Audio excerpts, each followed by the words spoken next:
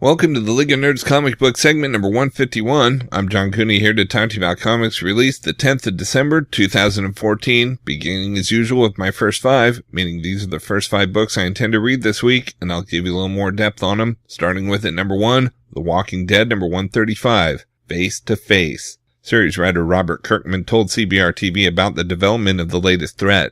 Yeah, I mean, it's been years at this point that I started, building towards this, but it's really just an evolution of Michonne's character. When Michonne was introduced, she had come up with that system of the armless, jawless zombies that acted as like a masking agent to allow her to travel freely in the world. And, as we get deeper and deeper and deeper into this world, it becomes a question of how have people survived this long? Like, we've seen Rick and his group and how they've survived for as long as they have, but, when you see new people, they've survived in different ways and they've evolved in different ways. And so, as you look at the series where it is now, you've got, Rick leading this community and Maggie leading this community, and we haven't even checked in on some of the other communities that are in this area, but it's very much about pockets of civilization, and that's who these people are and how they've survived. And so now we're going to be finding people that may have survived in a way that doesn't really rely on civilization, maybe a little bit more of a savage existence that's kind of evolved through this world.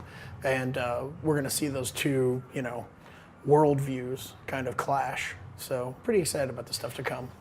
At number 2, we've got Amazing Spider-Man number 11, Spider-Verse Part 3, Amazing Spider-Man vs. Superior Spider-Man. The Spider Army doesn't have time for this squabbling as the Inheritors tighten their noose. Senior editor Nick Lowe explained the nature of the Spider-Verse story. Quote, "Well, we really wanted to set the tone that nobody's safe. There are bad guys who devour people. They basically eat people, and they're terrifying. I think they are some of the scarier villains that Spider-Man has ever faced. Everyone who's created an alternate Spider-Man had pleaded with me and Dan, please don't kill mine. We're not making a lot of friends in this storyline with some of that stuff, but it makes for a really compelling story. I know some people have given guff about all the killing, and I hear that to some extent, but there's also meaning to it in this regard, and it's balanced in a way that only Dan Slott does nowadays. He really balances the lightness and the darkness and the hope. It's very rare that someone writes with as much hope as Dan Slott does." Close quote.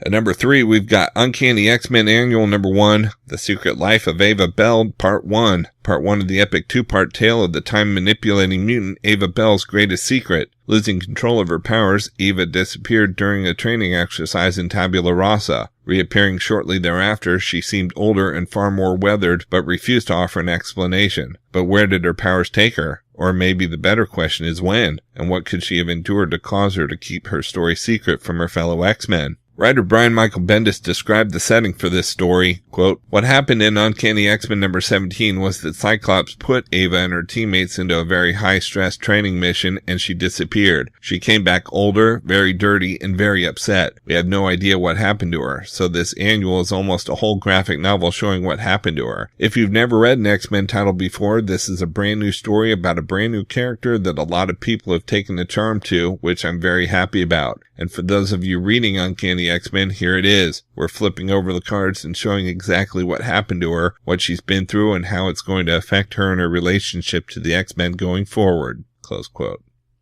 At number 4, we've got Guardians of the Galaxy Annual number 1. Most days in space aren't exactly what you'd call normal, but everything seemed to be status quo today. That is, until a S.H.I.E.L.D. helicarrier showed up out of nowhere in space. Sometimes you have to go outside of your jurisdiction to take care of business, but this might be stretching it a bit. Writer Brian Michael Bendis explained the substantial delay of this book on Tumblr. Quote, "It was supposed to be out in tandem with the release of the movie, but the artist was preoccupied with other things. The good news is that it's done, it is gorgeous, and it's on its way." Close quote. While in another interview, he also said, quote, "Once Frank Cho is done with it, we'll have a Guardians of the Galaxy Annual coming out very, very soon. It is absolutely gorgeous, and it's quite the Marvel Universe romp for the Guardians." Close quote.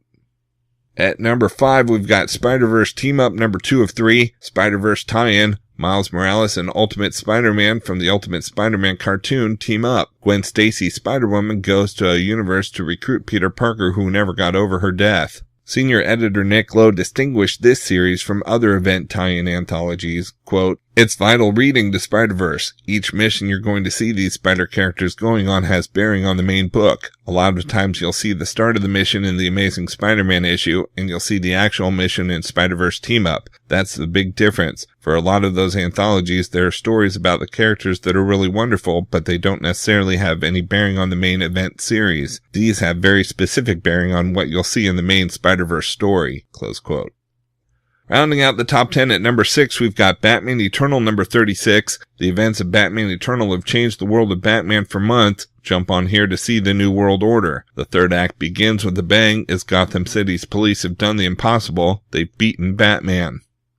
At number 7, we've got Amazing Spider-Man Annual number 1, Spider-Verse Too Intense for you? Jump back to 616 for 2 super special Spider-Man stories. Rising star Sean Ryan and Brandon Peterson bring you a story that will have everyone talking. Jay Nitz and Marvel newcomer Ron Salas bring you a backup story featuring a fan-favorite supporting cast member.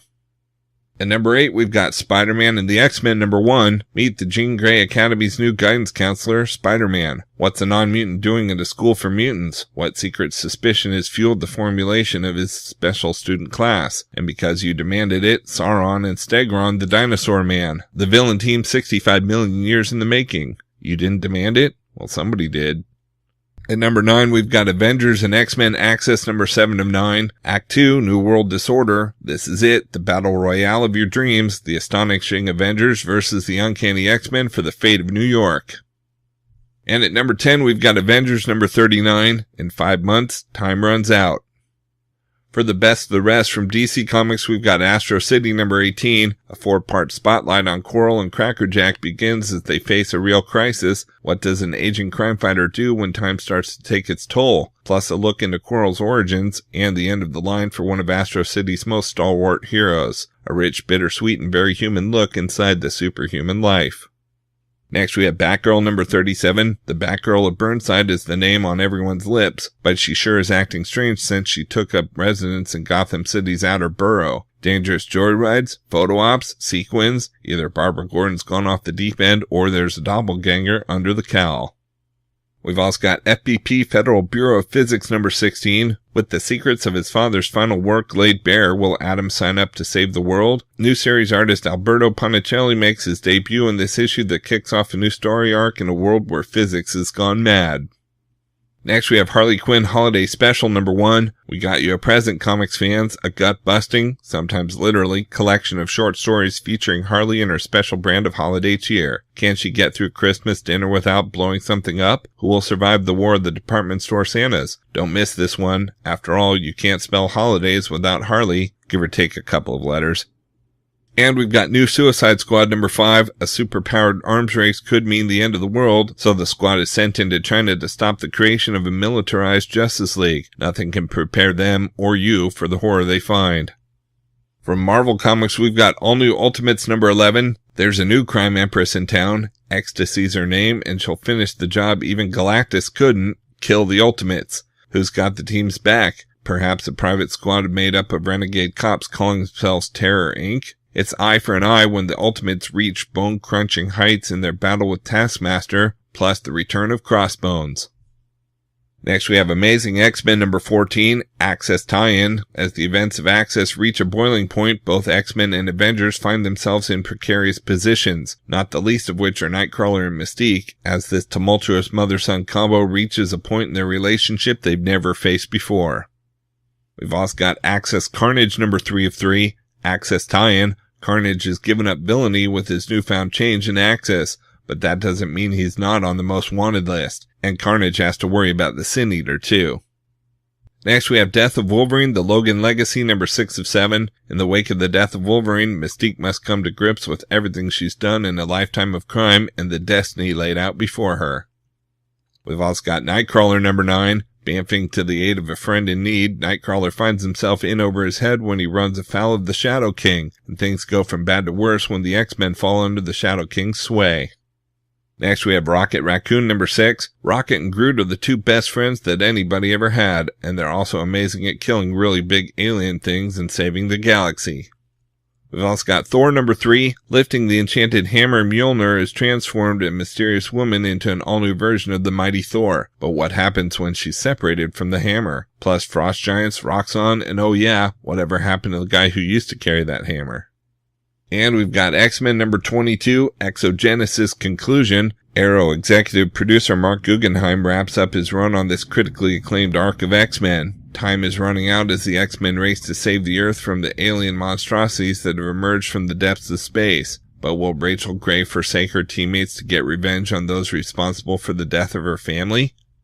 From Boom Studios, we've got George Perez's Sirens number 2. Under attack by their greatest foe, Nadia, the Sirens put together a last-ditch plan to keep their team and their ship together. With their memories of each other and themselves still hazy, the Sirens must relearn how to work together before Nadia destroys them all.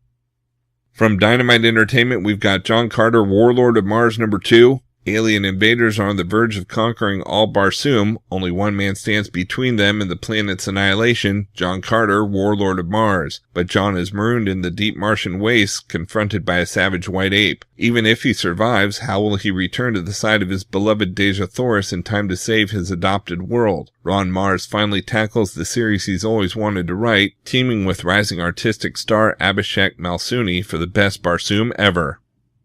Next, we've got Solar Man of the Atom number 8. The female Solar has done her best to atone for her dad's interstellar sins, but can she stop the evil that's coming to Earth? It's an absolute disaster of a homecoming from Frank J. Barbieri and Jonathan Lau. From IDW Publishing, we've got Star Trek New Visions Volume 4, Made Out of Mud. John Byrne continues his new Star Trek photo novel adventures with Made Out of Mud. Harry Mudd has gotten under Jim Kirk's skin before, but never quite like this. Alien artifacts, Klingons, and a madman's schemes add up to headaches for the captain and his crew. All that, plus tribbles.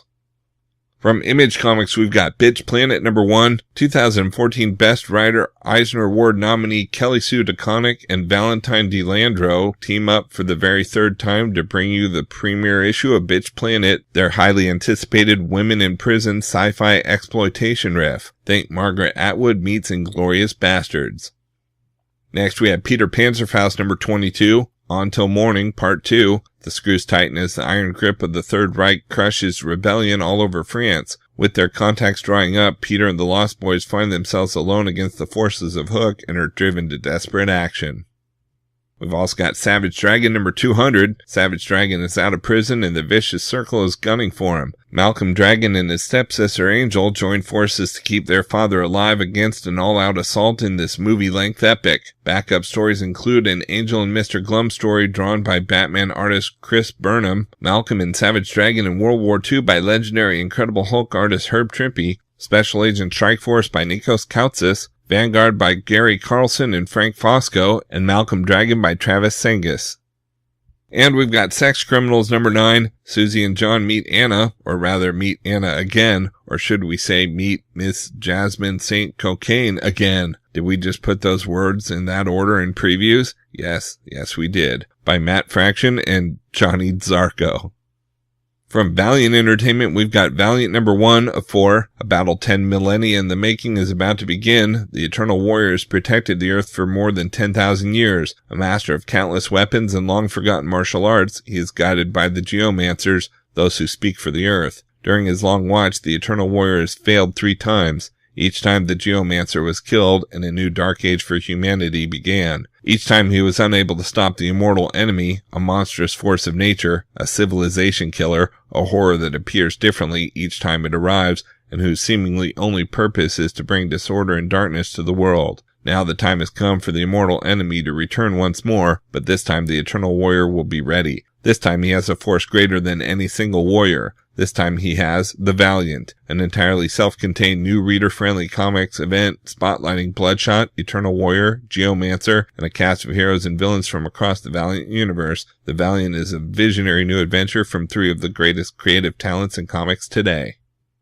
Out in trades this week, we've got Superman for All Seasons Deluxe Edition hardcover. The classic coming-of-age tale is back in a new Deluxe Edition hardcover as a simple country boy turns into the world's greatest hero. Told through 4 seasons in the Man of Steel's life, this amazing tale from the team behind Batman The Long Halloween brings Superman to life in a truly unique style.